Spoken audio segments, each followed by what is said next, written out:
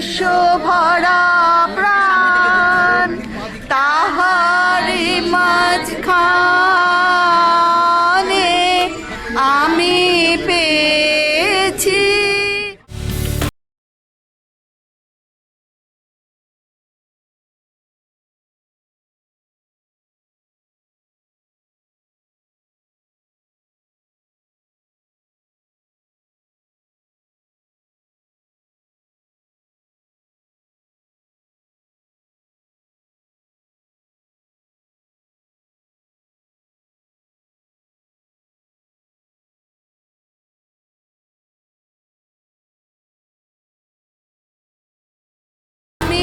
পেয়েছি আমি পেয়েছি মোর স্থান বিস্ময়ে, তাই জাগে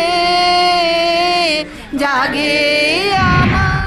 দেবদা পাঞ্জাবি পরে সরস্বতী পুজোর জন্য একদম তৈরি। সেই ছোটবেলায় ফিরে গেছে মনে হচ্ছে তো, পাঞ্জাবি পরে সরস্বতী পুজোর দিনটা একদম ডেডিকেটেড। সরস্বতী পুজো যেহেতু একটা নলেজ বিদ্যা, এবং কোথাও যেন আমার মনে হয় কি তোমার যতই বয়স হোক না কেন, কিন্তু তোমার কোথাও যেন মনে হয় কি তুমি যা শিখেছো সেটা কম, এবং সরস্বতীর আশীর্বাদ লক্ষ্মী ঠাকুরের দরকার, কিন্তু সরস্বতী আরও বেশি দরকার আমার মনে হয় কি। Correct correct correct. নলেজ হচ্ছে আজকে যত নলেজ হবে তত তোমার সম্মান বাড়বে। তো আমার মনে হয় কি সরস্বতী ঠাকুরের উপর আমার বেশি বিশ্বাস এবং আস্থা, এবং পুজো পাঠের মধ্যে এমনি থাকতেও ভালোবাসি একদম। আর কাল থেকে যেহেতু শুটিং শুরু হচ্ছে, তার জন্য বেশি করে একটু মায়ের আশীর্বাদ নেওয়া, তাই না? তো আমরা তো 5-6 বছর হয়ে গেল আমার প্রোডাকশন হাউসে, তো আমার মনে হয় কি আর নতুন করে তো কিছু নেই। বাট হ্যাঁ, মানে যেহেতু একটা ক্রিয়েটিভ ফিল্ডের মধ্যে একটা পজিটিভ এনার্জি হিসেবে কাজ করে, ওই পজিটিভ এনার্জির মধ্যে থাকতে ভালোবাসে। সরস্বতী পুজোর যেই স্পেশাল থালার দিকে থাকে সেটা হচ্ছে ভোগের থালা আর কুল, আর সেটার প্রতি কি তোমার দুর্বলতা রয়েছে? মানে কুল খাওয়ার জন্য অপেক্ষা করে থাকো? আমার মনে হচ্ছে আমি সকাল থেকে কুলই খেয়ে যাচ্ছি আর কি, যেহেতু কুল পাওয়া যায় না, এবং কুল এমন একটা ফল যেটা বাড়িতেও আসে না আর কি। মানে কোনো সিজন না থাকলে হঠাৎ কাউকে বললে কিছু ফল নিয়ে আসে, কোনোদিন কুল তুলে নিয়ে আসবে না। তো কুল এই এখন মানে এই সিজনে ভালো কুলও এসেছে, মানে বেশ বড় বড় সাইজের কুল। তো মানে আজকে সকাল থেকে আমরা কুলের উপরেই আছি আর কি।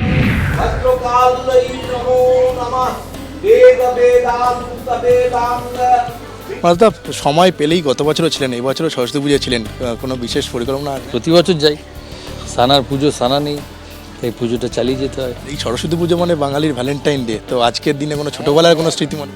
না না, আমার এরকম কোনো সরস্বতী পুজো এক্সপিরিয়েন্স নেই। তখন জীবনও আলাদা ছিল, দুনিয়া এখন অনেক পাল্টে গেছে, সেরকম কোনো এক্সপিরিয়েন্স নেই। সানা গত বড় ছিল না, এবারও সানা নেই, তো বাগদেবীর কাছে কোনো প্রার্থনা? কয়েক বছরই থাকবে না। সানা পড়াশোনা করছে, স্টুডেন্টও ভালো করে পড়াশোনা করবে।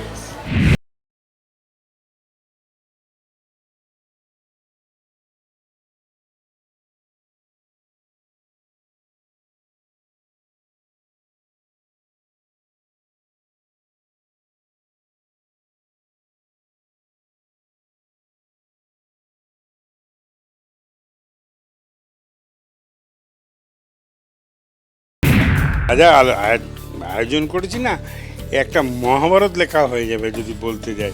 কারণ কুমারটুলির এপার থেকে ওপার, ওপার থেকে ওপার পছন্দ, শাড়ি পছন্দ হতে খুব সময় লাগে জানি, কিন্তু কুমারটুলিতে গিয়ে ঠাকুর পছন্দ হতে হতে শেষ ঠাকুর দেখে সেই ঠাকুরটি আবার সমস্ত অঙ্গভূষণ পরিবর্তন করে যেভাবে যদি আপনাদের ভালো লেগে থাকে, সেটা হলো বৈশাখী বন্দ্যোপাধ্যায়ের একেবারে মানে একদম পরিকাঠামোটাকে বাস্তবায়িত করা। আপনি বলতে চাইছেন ঠাকুর পছন্দ করতে গিয়ে আপনি প্রত্যেক দিন যে শরীরচর্চা করেন সেটা দুবার করা হয়েছে? হ্যাঁ, প্রায় দুবার কেন 3বার হয়েছে। এবং সেটাতে দাদা একটু সেলফি হবে, দাদা একটা ছবি হবে, এই অনুরোধ রাখতে রাখতে রাখতে রাখতে একেবারে গলির ডান দিকের বাঁ দিকের গলির এই প্রান্ত থেকে ওই প্রান্তের স্মরণে আমরা পৌঁছেছি। কিন্তু ভীষণভাবে এটা একটা অন্য ধরনের অভিজ্ঞতা। আমার বাড়ির পুজো, তো আমি তো সবসময় চাইবো যে আমি সবটুকু একেবারে নিখুঁতভাবে করার। তো শোভন ভীষণভাবে এনকারেজ করে যে একটাই জায়গায় গিয়ে একটাই হয়তো প্রতিমা দেখে সেই প্রতিমাকেই সঙ্গে সঙ্গে বাড়িতে নিয়ে আসা। তাই আমি এসবের ভীষণ বিরুদ্ধে। এই অভিযোগ প্রত্যেক বছর করে, আমি কান দিই না, এরকম সারা জীবন করবে আর আমি আমার মতো চালিয়ে যাব। পাউলি, সরস্বতী পুজো তোমার কাছে কি? কুল খাওয়া, ছোটবেলায় হ্যাঁ নস্টালজিক তো বটেই, মানে এক একটা সময় এক এক রকমভাবে কেটেছে, মানে বড় হওয়ার সময় আর কি। ছোটোবেলা একরকমভাবে কেটেছে, আমি জয়েন্ট ফ্যামিলিতে বড় হয়েছি, তখন একসাথে মিলে পুজোটা হতো, সেটা মানে আমাদের পুরনো পৈতৃক বাড়িতে হতো। এখন যে যার মতো বিভিন্ন জায়গায় চলে গেছে কাজের সূত্রে, বেশিরভাগ সব আমার মানে কাজিনসরা, তো একসাথে এখন ওইভাবে হয় না, আমাদের অনেক সময় ভার্চুয়ালি হয়, মানে ভিডিওতে আমাদের যার বাড়িতে যখন যেরকম পুজো হয় সেটা আমরা শেয়ার করে নিই আর কি। বাট তুমি যদি সরস্বতী পুজোর কথা বলো তাহলে ডেফিনেটলি এটা তো বাঙালি ভ্যালেন্টাইন্সও বলা হয়, তো কোথাও থেকে হয়তো চিরকুট পাওয়া বা কোথাও থেকে কোনো গিফট চলে আসা, হলুদ শাড়ি আর কুল খাওয়া, এই এই এই এই বিষয়গুলো নস্টালজিক বটে। সরস্বতী পুজো মানে আর একটা জিনিসও হতো ছোটোবেলা, সেটা হচ্ছে কিছুটা ইচ্ছাকৃত ফাঁকি মারা। বই যেগুলো প্রয়োজন আমরা অনেক সময় বই ঠাকুরের কাছে দিয়ে দিতাম, তার পড়তে হতো না।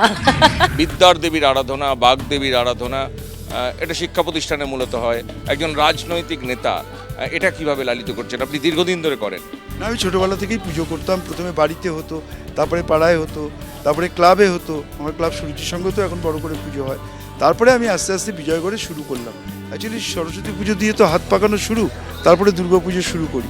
ফলে আসল যেটা মাকে, বিদ্যাকে তো ছেড়ে কোনো কিছু হবে না, তার জন্যই মায়ের পুজো করি। এবং আমরা সবাই মিলে, শুধু এটা আমার নয়, আমরা সমস্ত পৌর প্রতিনিধিরা মিলে, আমাদের দলের কর্মী সমর্থক, আমাদের দলের নেতৃত্ব, সবাই মিলে আমরা এই পুজোটা করি।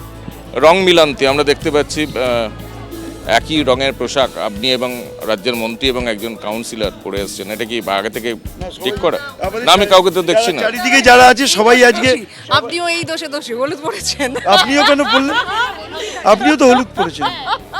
আরেকটা প্রশ্ন অবধারিতভাবে আসে যে সরস্বতী পুজো বাঙালির ভ্যালেন্টাইন্স ডে, আপনি তো মানে ভ্যালেন্টাইন্স ডে পালন করার জন্য এখনো পর্যন্ত এলিজেবল কি অনন্যাদি? হ্যাঁ, উনি তো বললেনই যে পশ্চিমবঙ্গের সকল মানুষেরই উনি ভ্যালেন্টাইন। বালিগঞ্জ সায়েন্স কলেজে সরস্বতী পুজোয় অংশ নিলেন রাইমা সেন। রাইমা আমাদের সঙ্গে রয়েছেন। রাইমা, আমি দেখতে পাচ্ছি যে হলুদ রঙের একদম শাড়ি পরে এসছেন, মানে বসন্ত পঞ্চমীতে সবাই হলুদ পরে, তো ছোটবেলার কথা কিরকম মনে হচ্ছে আর এখন কি? ছোটবেলায় আমরা মানে এই দিনে আমরা হলুদ শাড়িই পরতাম। ওখানে আমার দিদার বাড়ি, আমরা দিদার বাড়িতে আসতাম। আজকে ডিফারেন্ট, কারণ এখন এটা আমাদের বাড়ি হয়ে গেছে, আমরা এখানেই থাকি। আর প্রত্যেক দিন আমি বালিগঞ্জ সায়েন্স কলেজ আমি দেখি, কিন্তু আমি কখনো ভেতরে ঢুকিনি, আজকে প্রথমবার, আর তাও এই সরস্বতী পুজোর দিনে, তো ভালোই লাগছে। সরস্বতী পুজো মানে একটা হলুদ শাড়ি পরার ব্যাপার আছে? হ্যাঁ, মানে হ্যাঁ। ছোটবেলার কোনো স্মৃতি আছে সরস্বতী পুজোয়? বন্ধুদের নিয়ে মানে অনেক ঘুরতাম, শাড়ি পরে ঘুরতাম। ছোট ছিলাম কিন্তু তাও আমাদের শাড়ি পরতে হতো। আর সবসময়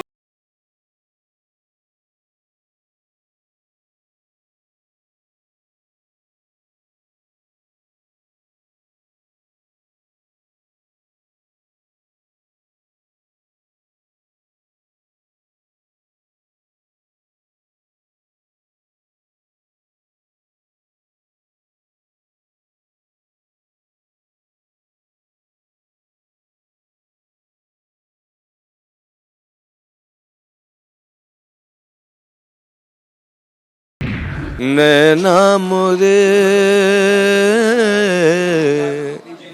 नैना मोरे तुमरी राह तकत है ऐ हो कब तुम बालम नैना मोरे। এই মুহূর্তে চলে এসেছি রাশিদ খান সাহেবের বাড়িতে। তার বাড়ির পুজো, তার স্টুডেন্টসরা রয়েছেন, তিনি স্বয়ং রয়েছেন, বাড়ির লোকজন রয়েছেন। এটা তো একদম অনেক দিন আগে থেকেই তো সরস্বতী পুজো হচ্ছে। কত বছরে পড়লো আপনার এই? 23 বছর হয়েছে সরস্বতী মা এখানে আমাদের একাডেমি বাচ্চারা আমরা সব মিলে করছি। ওনারই তো দেন, ওনারই তো আশীর্বাদে আমরা গান বাজনা করতে পারছি, तो ओनार छाड़ा तो लौटते पारबो ना। तो ओनारी आशीर्वाद, उनकी दुआ है, सब उनके लिए है। आज हम लोग को वो अगर आशीर्वाद नहीं देते हम लोग क्या गाना गा सकते थे? उनके बिना ओनार छाड़ा किच्छु হবে না। মা আমাদেরকে আশীর্বাদ দিই, আমার ছাত্রছাত্রী যারা আছে একাডেমির বাচ্চাগুলো कि वो कभी जिंदगी में अच्छे कलाकार बने, अच्छे आर्टिस्ट बने। मैं यही उनसे प्रार्थना करता हूँ माँ से। নমস্কার।